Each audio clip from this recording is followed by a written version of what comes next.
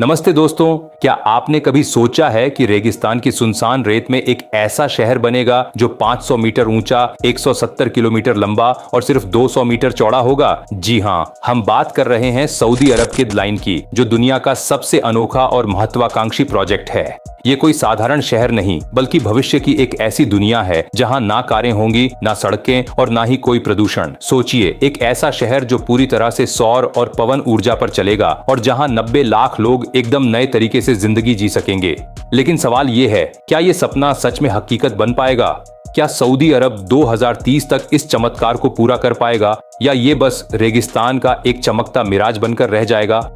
आज हम आपको ले चलेंगे इस फ्यूचरिस्टिक दुनिया की सैर पर, जहां हर कदम पर कुछ नया और हैरान करने वाला है। और हाँ, भारत के नजरिए से देखें तो ये प्रोजेक्ट हमें अपनी स्मार्ट सिटीज के लिए भी प्रेरणा दे सकता है। तो तैयार हैं? चलिए इस रोमांचक यात्रा की शुरुआत करते हैं। डी लाइन क्या है दोस्तों? डी लाइन कोई आम शहर नहीं है, ये एक लीनियर स्मार्ट सिटी है जो सऊदी अरब के नियोम प्रोजेक्ट का सबसे चमकदार हिस्सा है।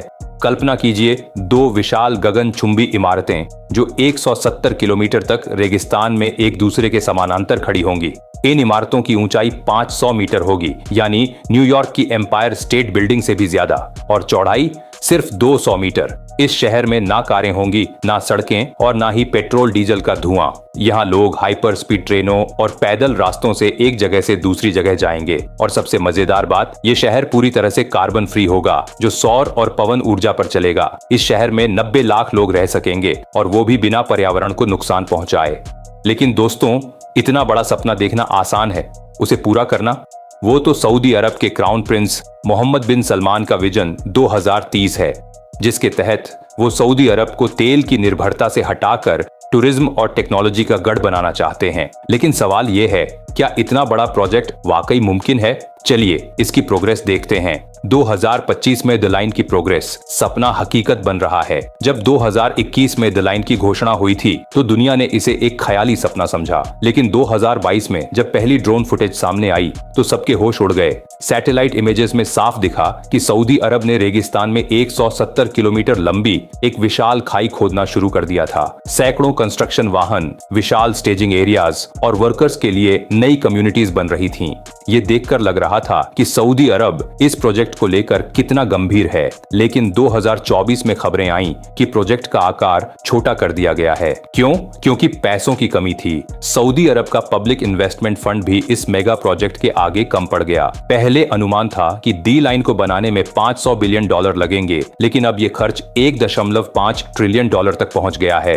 फिर भी 2025 की लेटेस्ट ड्रोन फुटेज और सैटेलाइट इमेजेस बताती हैं कि काम अभी भी जोर शोर से चल रहा है। लेकिन कितना काम हुआ है और क्या बदला है? चलिए थोड़ा और करीब से देखते हैं। पहले फेज की प्रोग्रेस, 2.4 किलोमीटर का मिनी लाइन। सऊदी अरब ने अब द लाइन के पहले फेज पर फोकस किया है, जो 2.4 किलोमीटर लंबा होगा। इसमें 3 मॉड्यूल्स 45, 46 और 47 शामिल हैं। हर मॉड्यूल कम से कम 800 मीटर लंबा और 500 मीटर ऊंचा होगा। दोस्तों, ये अपने आप में इतना बड़ा प्रोजेक्ट है कि इसे पूरा करना भी एक चमत्कार होगा। मॉड्यूल 46 में सबसे ज्यादा काम हुआ है, क्योंकि यहीं पर हिडन मरीना बन रही है। जी हाँ, एक मैन मेड मरीना जो द लाइन के बीच से होकर गुजरेगी, और वो भी समुद्र के किनारे नहीं, बल्कि गल नाम की जगह पर। इसके अलावा यहाँ नियोम स्टेडियम भी बन रहा है, जो 2034 के फीफा वर्ल्ड कप का वेन्यू होगा, और ये स्टेडियम जमीन से 350 मीटर ऊपर होगा। सोचिए, इतनी ऊंचाई पर फुटबॉल मैच देखना कैसा होगा। मॉड्यूल 45 में कंक्रीट का काम शुरू हो चुका है और 16,000 से ज्यादा पाइल्स लगाए जा रहे हैं। तुलना के लिए, दुबई के बुर्ज खलीफा के लिए सिर्फ 192 पाइल्स लगे थे।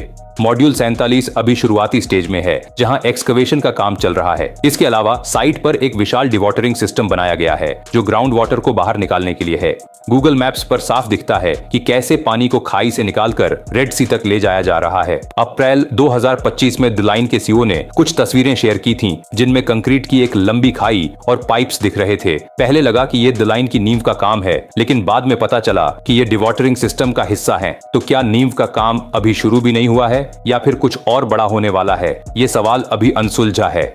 न्योम के बाकी हिस्से और भी पागलपन भरे प्रोजेक्ट्स। डी लाइन तो न्योम का सेंटरपीस है, लेकिन न्योम में और भी कई हैरान करने वाले प्रोजेक्ट्स हैं। मिसाल के तौर पर ऑक्सागॉन, एक फ्लोटिंग पोर्ट सिटी जिसका हार्बर अब शेप ले रहा है। फिर है ट्रोजेना, एक डेजर्ट में बना विंटर रिजॉर्ट जहां 2029 में एशियन विंटर गेम्स होंगे। और सिंदाला, एक लग्जरी मरीना कॉम्प्लेक्स जो इस साल खुलने वाला है। इन सबको देखकर लगता है कि सऊदी अरब सचमुच भविष्य की दुनिया बनाना चाहता है। लेकिन इन सब के बीच सबसे बड़ा सवाल है पैसा। न्योम का कुल खर्च अब 1.5 ट्रिलियन डॉलर तक पहुंच गया है, जो सऊदी अरब के जीडीपी का कई गुना है। इतने पैसे कहां से आएंगे? सऊदी अरब का खजाना खाली हो रहा है और विदेशी निवेश भी उम्मीद से कम मिल रहा है। फिर भी सऊदी अरब ने हार नहीं मानी है। वो अब 2.4 किलोमीटर के मिनी लाइन पर फोकस कर रहे हैं, जो अपने आप में 41 वर्ल्ड ट्रेड सेंटर्स के बराबर है। चुनौतियां और विवाद। क्या डी लाइन एक सर्विलांस सिटी बनेगा? दोस्तों, डी लाइन का सपना जितना खूबसूरत है, उतनी ही चुनौतियां भी हैं। सबसे पहले पैसों की कमी। सऊदी अरब का बजट घाटे में है और तेल की कीमतें गिरने से हालात और मुश्किल हो गए हैं। दूसरा, पर्यावरणीय चिंताएं। विशेषज्ञों का कहना है कि डी लाइन की 500 मीटर ऊंची इमारतें प्रवासी पक्षियों के लिए खतरा बन सकती हैं, जो हर साल अरबों की तादाद में लाल सागर के रास्ते गुजरते हैं। तीसरा, मानवाधिकार विवाद।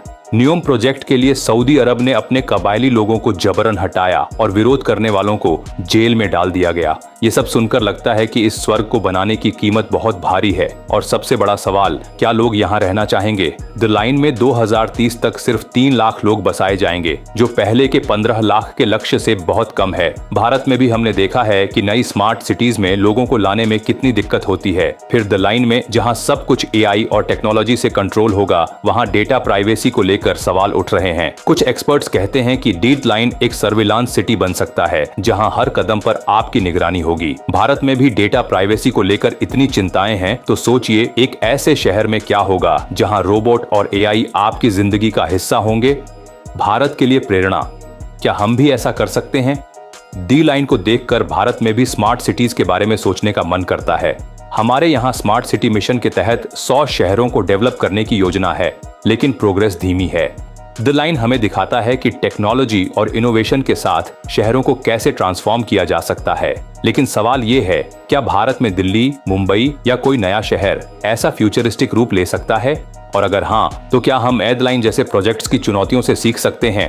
पैसा, पर्यावरण और लोगों की भागीदारी, ये सारी चीजें हमारे लिए भी उतनी ही जरूरी हैं। समापन, द लाइन का भविष्य और हमारा नजरिया। तो दोस्तों, अब बड़ा सवाल, क्या द लाइन 2030 तक बन पाएगा? 170 किलोमीटर लंबा शहर तो शायद नहीं, लेकिन 2.4 किलोमीटर का मिनी लाइन जरूर बन सकता है। अगर सऊदी अरब इसे पूरा कर लेता है तो ये अपने आप में एक चमत्कार होगा। लेकिन अगर लोग यहाँ रहने नहीं आए तो ये शहर बस एक खाली शेल बनकर रह जाएगा। सऊदी अरब का विजन गजब का है, लेकिन रास्ते में कई रुकावटें हैं। पैसों की कमी, पर्यावरणीय चिंताएं और लोगों को लाने की चुनौती। फिर भी ये प्रोजेक्ट हमें भविष्य की संभावनाएं दिखाता है। आप क्या सोचते हैं? क्या सऊदी अरब इस सपने को हकीकत में बदल पाएगा? और क्या भारत में भी कभी ऐसा फ्यूचरिस्टिक शहर बन सकता है? हमें कमेंट्स में जरूर बताइए। और अगर आपको द लाइन की ये रोमांचक कहानी पसंद आई तो हमारे चैनल को सब्सक्राइब करना ना भूलें। वीडियो को लाइक करें, शेयर करें और अपने दोस्तों को भी इस अनोखी दुनिया के बारे में बताइए, क्योंकि भविष्य यहीं से शुरू होता है और हम चाहते हैं कि आप इस यात्रा का हिस्सा बने। तो फिर मिलते हैं अगली वीडियो में, तब तक के लिए नमस्ते।